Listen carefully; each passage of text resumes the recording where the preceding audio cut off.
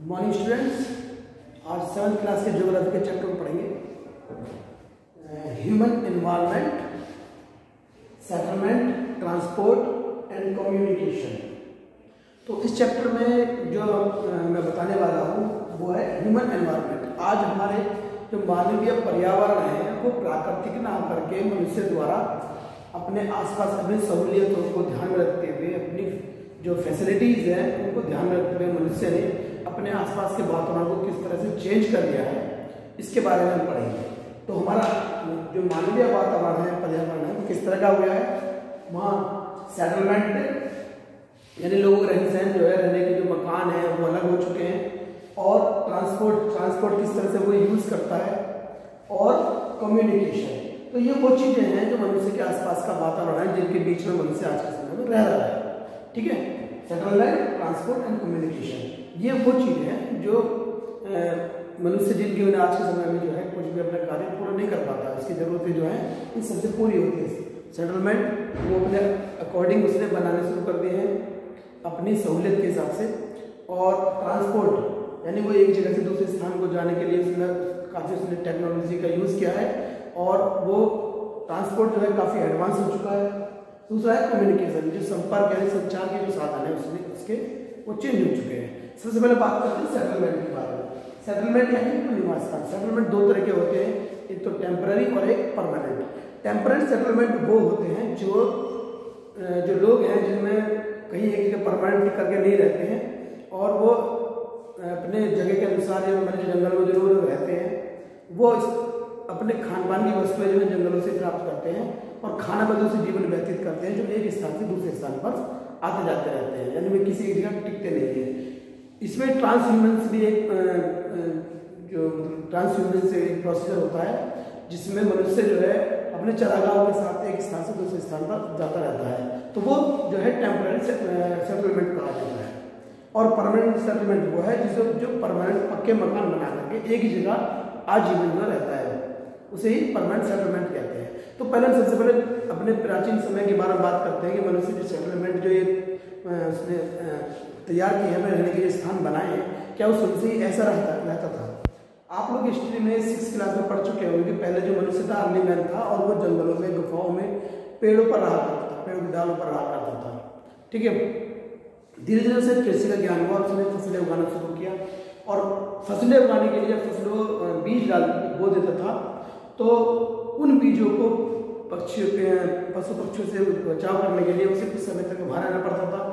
फसल को पकने में जो काफ़ी लंबा समय लगता था, महीनों लग जाते थे, साल लग जाते थे।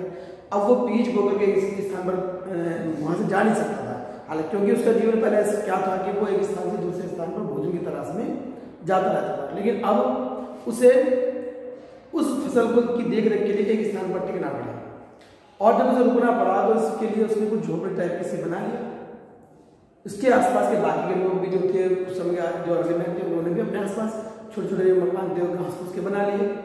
फिर जब फसलें पकना शुरू हुई, उन्हें काटना शुरू किया, और जब फसलों से जो अनाज, गेहूँ, जो भी कुछ उत्पन्न होता था उसे उसने बेचना शुरू किया, बदलना शुरू किया। ठीक है, तो एक स्थान से दूसरे स्थान पर आ जाना शुरू किया। ठीक है, फिर क्या हुआ, जब उसका व्यापार बढ़ना शुरू हुआ, व्यापार करने लगा, बेचने लगा, तो फिर वो गाँवों से शहरों में जाकर बसने शुरू हो गया है, और इस तरह से जो है वो सभ्यताएं बनना शुरू हो गई थी। ठीक है, लोगों ने एक से ज़्यादा मकान बनाने शुरू कर दिया और परमानेंटली एक जगह रहना शुरू कर दिया था। ज़्यादातर वो जो सभ्यता जब रहती थी वो नदियों के आसपास रहा करती थी। ये आप हिस्ट्री चैप्टर में पढ़ चुके हैं। सिंधु घाटी सभ्यता के बारे में आपने पढ़ा हुआ इंडिया के अंदर। वो सिंधु नदी के आसपास के क्षेत्रों में वो लोग बसे थे। क्यों? क्योंकि वहाँ पानी की काफ़ी सप्लाई थी, पानी अच्छी प्रकार से मिल पाता था उनकी फसलों के लिए भी, पीने के लिए, खाने के लिए, पशुओं के लिए भी, और नहाने धोने के लिए भी। तो इस वजह से जितनी सभ्यताएं हैं वो नदियों के आसपास ही फलीभूत हुई है, जिनमें चीन की, चाइना की वो नदी के आसपास, टिग्रिस नदी थी मध्य एशिया की। ठीक है, तो ये वो जगह सभ्यताएं थी जो नदियों के आसपास ही विकसित हुई थी। तो ज़्यादातर जो सेटलमेंट थे वो नदियों के आसपास हुआ करते थे। अच्छा, अब जो क्लाइमेटिक कंडीशन के अनुसार या जो भौगोलिक अवस्था है जिस जगह की, उसी के अनुसार लोग जो है अपने मकान भी बनाते हैं। मान लीजिए कुछ ऐसी जगह है जहाँ रेन फॉरेस्ट होते हैं, या वर्षा वन होते हैं, वर्षा ज़्यादा जहाँ होती है, जहाँ ज़्यादा वर्षा होती है तो वर्षा अधिक होने के कारण पानी जो है ऊपर तक भर जाता है, और वहाँ वर्षा बहुत ज़्यादा मात्रा में होती है। लगातार यहाँ सीजन ऐसा रहता है कि वर्षा जो है होती रहती है, ऐसे नहीं कि सीजन के अकॉर्डिंग होती है, और रोज दूसरे तीसरे चौथे दिन ऐसे वर्षा होती है। तो उन क्षेत्रों में लोग जो मकान है वो एक प्लेटफॉर्म पर बनाते हैं, यानी कि जमीन से 2-3 फीट ऊपर उठाकर जो गलियां वगैरह होती है उन पर अपना जो प्लेटफॉर्म बनाते हैं और उसके ऊपर उनके मकान बनते हैं, ताकि अगर पानी इतनी ऊंचाई पर भर भी जाए तो उनके मकानों को भी नुकसान ना होना पाए। दूसरे कुछ गर्म क्षेत्रों में डेजर्ट एरिया जो होते हैं जहाँ गर्मी बहुत ज़्यादा पड़ती है, तो लोग जो है मिट्टी होती है उससे मकान बनाते हैं ताकि उन्हें गर्मी कम लगे। कुछ लोग जो है घास फूस से अपने मकानों को और बनाते हैं। शहरों में लोग कंक्रीट का, आयरन, लोहा जो पक्के तरीके से मकानों को बनाते हैं, और इस तरह से जो है सेटलमेंट होता है। सेटलमेंट मेरे बारे में आपको बता दें। बात करते हैं ट्रांसपोर्ट की। जो मनुष्य एक स्थान से दूसरे स्थान में उसे व्यापार के लिए जाना पड़ा तो उसे ट्रांसपोर्ट का सहारा लेना पड़ा। उस समय ट्रांसपोर्ट क्या होता था? डोंकी, गाय, भैंस, घोड़ा, इस तरह के जानवर होते हैं जिन पर अपने माल ढुलाई काम या एक स्थान से दूसरे स्थान पर यात्रा किया करता था। कुछ जगहों पर जो आज भी ऐसी जगह है जहाँ पर कुछ लोग जो है जानवरों पर ही अपने तमाम यात्राएं करते हैं या अपने माल ढुलाई काम करते हैं। एंडीज पर्वत श्रृंखला जो है जहाँ वहाँ पर रहने वाले लोग जो है ज़्यादातर जो लामास किसे कहते हैं, एक तरह जानवर पाया जाता है, उसके द्वारा अपनी यात्रा किया करते हैं। रेगिस्तान में डेजर्ट के लिए लोग ऊँटों का सहारा लेते हैं। तो जानवर जो थे उस समय यात्रा के लिए, ट्रांसपोर्ट के लिए यूज किए जाते थे। लेकिन ट्रांसपोर्टेशन अब जो है बहुत ज़्यादा एडवांस हो चुका है, और अब 3 तरह का ट्रांसपोर्टेशन होने लगा है, जिसमें रोडवेज, रेलवेज, वाटर ट्रांसपोर्ट। तो सबसे पहले बात करते हैं रोडवेज की। रोडवेज यानी सड़क मार्ग जो बनाया जाता है वो 2 तरीके से बनाया जाता है, एक मेटल्ड और दूसरा अनमेटल्ड। मेटल्ड वो रोड होता है जो पक्का रोड होता है, जो कंकड़ की डाबर की सड़क होती है, तारकोल की बनी हुई पक्के रोड कहलाए जाते हैं। और अनमेटल्ड वो होते हैं जो कच्चे रास्ते वहाँ होते हैं, उन्हें अनमेटल्ड कहा जाता है। रोड जो है सड़कें जो ज़्यादातर कहीं भी बनाई जा सकती है, पहाड़ी क्षेत्रों में, डेजर्टिक एरिया में और पठारी क्षेत्रों में भी सड़कें बनाई जाती है, आसान होती है बनाना, जिससे कि सफर जो है यात्रा काफ़ी सुगम होती है। यहाँ तक कि जो एल्टीट्यूड होते हैं, ऊंची ऊंची जो पहाड़ी क्षेत्र होते हैं वहाँ पर भी सड़क बनाना आसान है। आज के डेट में सबसे ऊंचा जो हाईवे माना गया है, जो सड़क मार्ग माना गया है, मनाली लेह मार्ग माना गया है, जो सबसे ज़्यादा ऊंचाई पर बनाया हुआ है।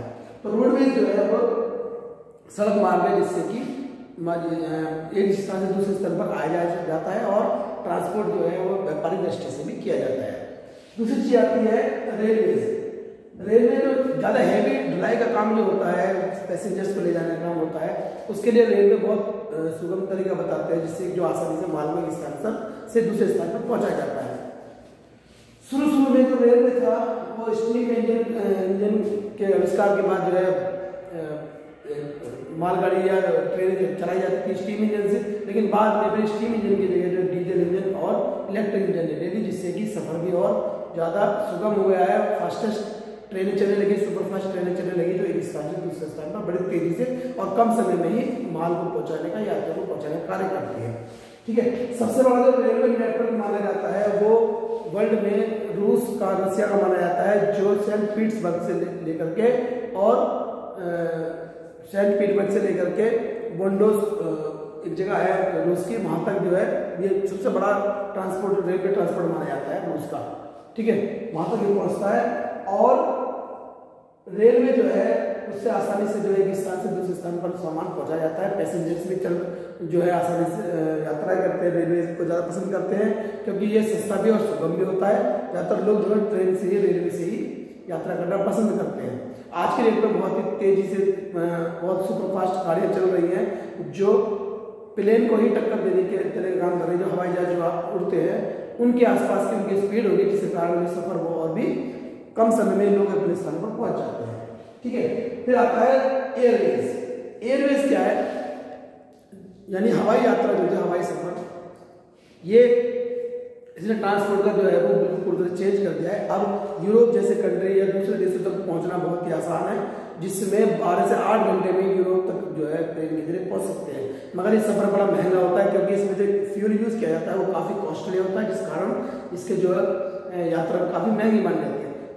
मगर इसके अलावा जो हवाई यात्रा की जाती है, एयरवेज का जो इस्तेमाल किया जाता है वो दूसरे कामों के लिए भी किया जाता है। ऐसे क्षेत्र जो दुर्गम क्षेत्र है, जहाँ पर पहुंचना आसान नहीं होता, सड़कें या रेलवे भी नहीं बनाई जा सकती, वहाँ पर प्लेन या हेलीकॉप्टर के जरिए आसानी से पहुंचा जा सकता है। नेचुरल कैलामिटीज के दौरान कोई प्राकृतिक आपदा हो जाती है, कोई दुर्घटना हो जाती है, तो ऐसे स्थानों पर लोगों तक मेडिसिन, दवाइयाँ, भोजन और पानी की सप्लाई को करने का कार्य जो है वो हेलीकॉप्टर या प्लेन के जरिए आसानी से किया जाता है। तो उस तरीके से ये चीज़ जो है रिमोट एरिया जो है, डिस्टेंस एरिया, वहाँ पर जो है एयरवेज जो है बहुत काम आता है। ठीक है, इसके बाद बात करते हैं वाटर ट्रांसपोर्ट। वाटर ट्रांसपोर्ट क्या है? यानी जो हमारी नदियाँ हैं, झीलें हैं, उनका इस्तेमाल हम जो है ट्रांसपोर्ट के तरीके से करते हैं और उसमें माल ढुलाई का काम भी होता है, लोगों को एक स्थान पर भी पहुँचा जाता है। वाटरवेज जो है इनलैंड भी होता है और देश के बाहर भी जो है वाटरवेज का इस्तेमाल किया जाता है। इनलैंड में झीलें, नदियाँ, उनका इस्तेमाल किया जाता है जो वाटर ट्रांसपोर्ट की तरह काम करती है। हमारे देश में गंगा, ब्रह्मपुत्र जो नदियाँ हैं उनका इस्तेमाल जो है वो ट्रांसपोर्ट के तरीके से किया जाता है, वाटर ट्रांसपोर्ट के रूप में। ठीक है, और इसके अलावा दूसरे देशों तक जो माल ढुलाई का जो कार्गो वो सामान जो जाता है वो सागर, उसके लिए सागरों का इस्तेमाल किया जाता है, समुद्र का इस्तेमाल किया जाता है, जो एक स्थान से दूसरे स्थान पर, एक देश से दूसरे देश तक माल पहुंचाने के लिए, एक्सपोर्ट करने के लिए, इंपोर्ट करने के लिए उनका इस्तेमाल किया जाता है। ठीक है, ये होगा आपका ट्रांसपोर्ट के बारे में। अब लास्ट आता है कम्युनिकेशन। तो कम्युनिकेशन यानी संचार के साधन। आज के टाइम में पहले जो संचार के साधन हुआ करते थे वो चिट्ठी या किसी व्यक्ति के द्वारा मैसेज के रूप में जो है संदेश एक स्थान से दूसरे स्थान पर भेजा जाता था। लेकिन अब किसी व्यक्ति पर अपना अगर कोई मैसेज पहुंचाना होता है तो वो जो है टेक्नोलॉजी काफ़ी एडवांस हो चुकी है, आजकल स्मार्टफोन जो है उसके लिए बहुत काम आते हैं।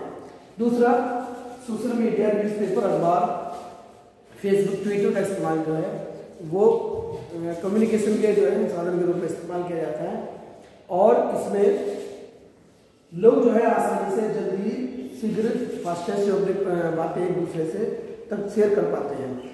और इसके लिए सैटेलाइट जो टेक्नोलॉजी है उसका यूज़ किया जाता है जिससे लोग अपनी बातों को दूसरे लोगों तक पहुंचाते हैं। लेकिन एक से अधिक लोगों तक बात पहुंचाने के लिए जो, जैसे मैंने बताया, social media, Facebook, Twitter, smartphone का यूज़ किया जाता है ताकि वो एक से अधिक लोगों तक बात पहुँच पाती है। उसके लिए अखबार, न्यूज़पेपर, टीवी, रेडियो का भी इस्तेमाल होता है और इस तरह के मीडिया को मास मीडिया कहा जाता है जिसमें एक से अधिक लोगों को पूरी ग्रुप को जो है अपनी बात आसानी से पहुंचाई जाती है।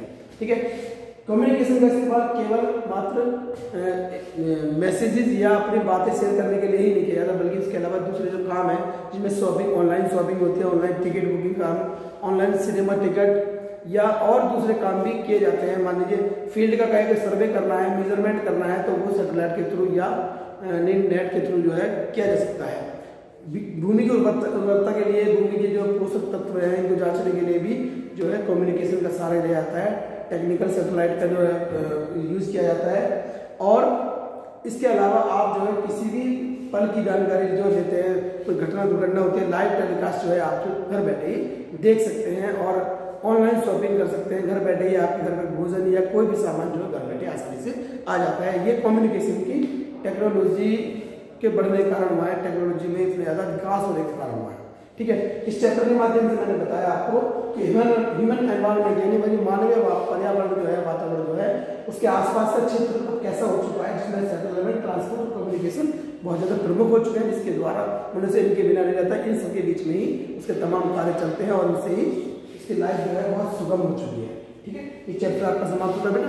इससे रिलेटेड यदि कोई भी आपको क्वेश्चन हो तो आप प्लीज़ मुझे कॉल करके पूछें। ठीक है, इसके क्वेश्चन आंसर मैं पहले ही करा चुका हूँ। Thank you.